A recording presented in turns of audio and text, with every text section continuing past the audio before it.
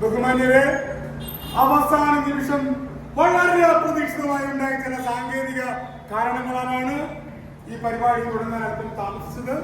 പ്രേക്ഷകർക്കും മത്സരാർത്ഥികൾക്കും ഉണ്ടായ ബുദ്ധിമുട്ടിൽ ഖേദം അറിയിക്കുന്നു. കാസ്റ്റിംഗ് പരിപാടി ഉടൻ തന്നെ ആരംഭിക്കുന്നു. അജി ജി ആ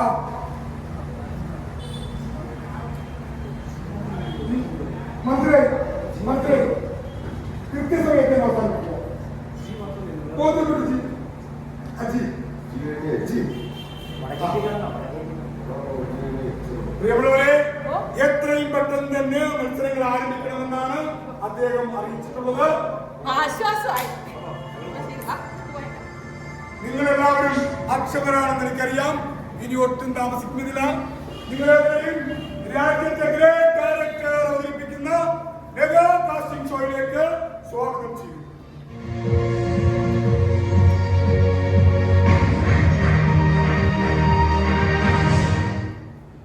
സംഭൂച്ചനായി നമ്മുടെ ഡയറക്ടർ സംവിധാനം ചെയ്യുന്ന ഏറ്റവും പുതിയ മെഗാ ഷോയിലേക്കുള്ള അഭിനേതാക്കളെ കണ്ടെത്താനുള്ള അവസാനഘട്ട മത്സരങ്ങളാണ് ഇവിടെ നടക്കാൻ പോകുന്നത്.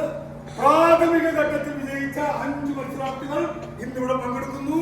അവരെ ഈ വേദിയിലേക്ക് സ്വാഗതം ചെയ്യുന്നു.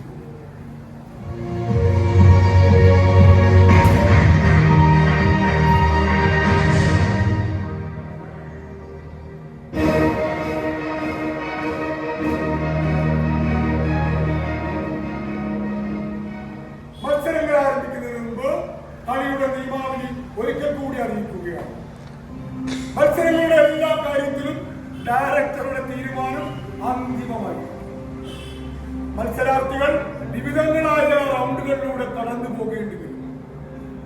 നിശ്ചിത സമയത്തിനുള്ളിൽ ടാസ്കുകൾ അവസാനിപ്പിച്ചില്ല എങ്കിൽ സൈറൻ മുഴങ്ങും. പരിപാടിയിൽ ഏതു സമയത്തും എങ്ങനെയുള്ള മാറ്റങ്ങൾ വരുത്തുവാനും ഡയറക്ടർക്ക് അധികാരമുണ്ടായി. ഓർക്കുക, നിങ്ങൾ അദ്ദേഹത്തിന്റെ നിരീക്ഷണ വലയത്തിലായിരിക്കും സർവീസ്. പ്രേക്ഷകർ മത്സരാർത്ഥികളുടെ പ്രകടനത്തിന് ശേഷം പ്രേക്ഷകരുടെ വോട്ടിങ്ങിലൂടെയാണ് അന്തിമമായ തെരഞ്ഞെടുപ്പ്. തികച്ചും സുതാര്യവും ജനാധിപത്യപരവുമായിട്ടാണ് തെരഞ്ഞെടുപ്പ് നടക്കുക. പ്രേക്ഷകരാരും തന്നെ മത്സരാർത്ഥികൾ വോട്ട് ചെയ്തില്ല എങ്കിൽ ആ വോട്ട് ഡയറക്ടർക്ക് ലഭിച്ചതായി കണക്കാക്കും. ഇപ്പോൾ ഇതേ സമയം രാജ്യത്തെ 140 കോടി ജനങ്ങളും ഈ പ്രക്രിയയിൽ പങ്കെടുത്തുകൊണ്ടിരിക്കുകയാണ്. വിജയിക്കുന്നവരെ കാത്തിരിക്കുന്നത് വെറും 5 വർഷം. 5 വർഷം അവസരങ്ങളുടെ പെരുമഴയായിരിക്കും. നമുക്ക് പോകാം. Self introduction round. മത്സരാർത്ഥികളെ അറിയുക. Know your participants. अपने प्रतिभागियों को जानिए.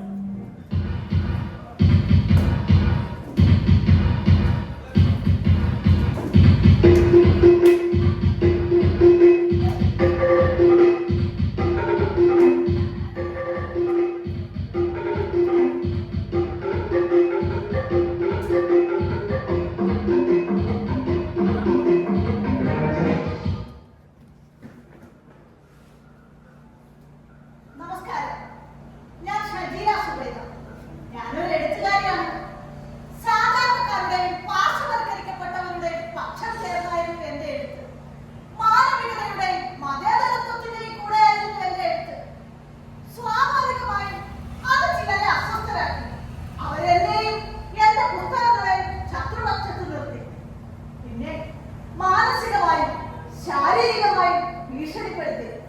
കൂടാതെയോ സോഷ്യൽ മീഡിയയിലൂടെയുള്ള സൈബർ ലിഞ്ചിങ്ങും. ഞാനിപ്പോ എഴുതാറില്ല.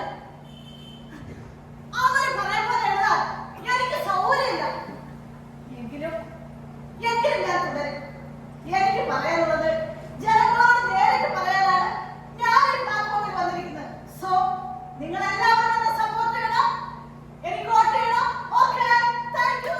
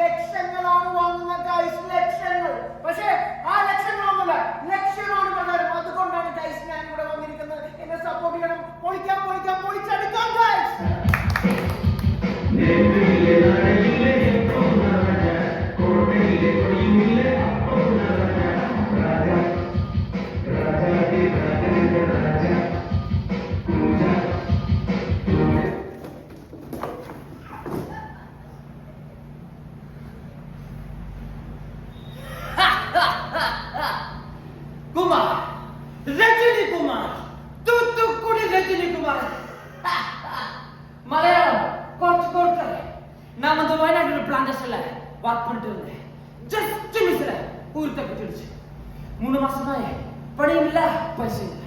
அப்ப ஃப்ரெண்ட்ஸ் கிட்ட சொன்னேன், உஸ்தாய் பட்டா சூப்பர் ஸ்டார் ரஜினி மாதிரி இருக்கு, இங்க ஒரு ஷோ இருக்கு, இங்க வா வந்து வின் பண்ண பெரிய ஆளடா அப்படின்னு. அதனால வந்தேன். தேவ் செஞ்சு எல்லாரும் ஓட்டு போடுறேன். Thank you. எவ்வளவு தானே வாடா.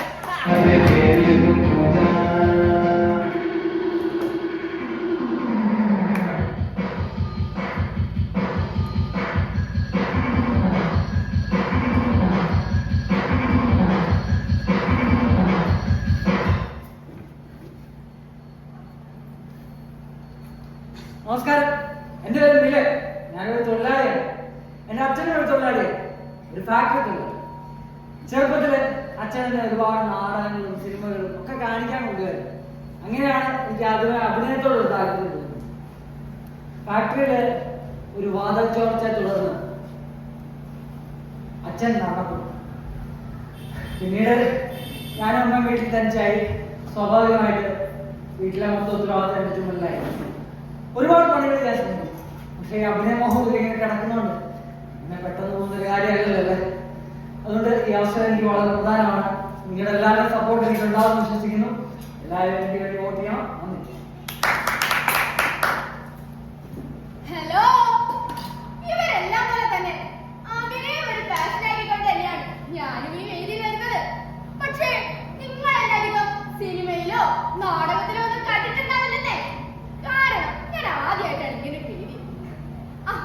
നിങ്ങൾക്കൊക്കെ അറിയാലോ ചേച്ചി, നമ്മളെ പോലുള്ള സ്ത്രീകളെ എന്തോരം എഫേർട്ട് എടുത്തിട്ടാണ് ഇതുപോലുള്ള ഒരു വേദിയിലേക്ക് എത്തിച്ചേരാ. ഞാൻ എന്റെ പേര് പറയാൻ മറന്നുപോയേ. എന്റെ പേര് ദേവിക. ഞാനൊരു ഗവേഷക വിദ്യാർത്ഥിയാണ്. പക്ഷേ അഭിനയത്തിലൂടെ എന്നെ